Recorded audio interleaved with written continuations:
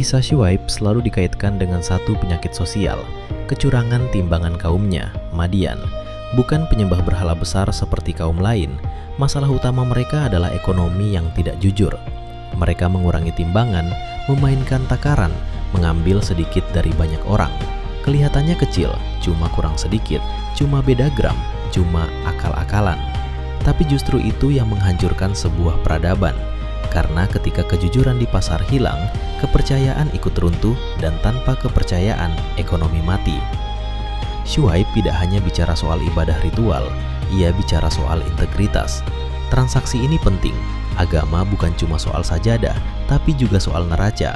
Bukan cuma soal doa, tapi juga soal data.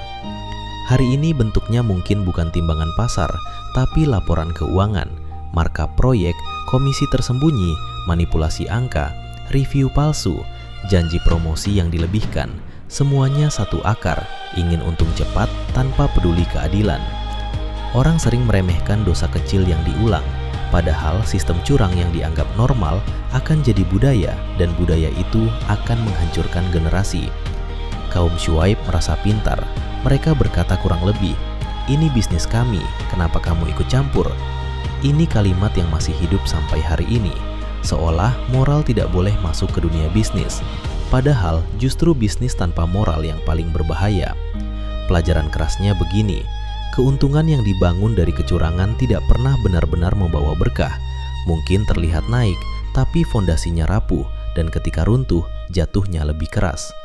Syuaib mengajarkan adil itu bukan pilihan, itu kewajiban, dan integritas dalam hal kecil adalah benteng dalam hal besar.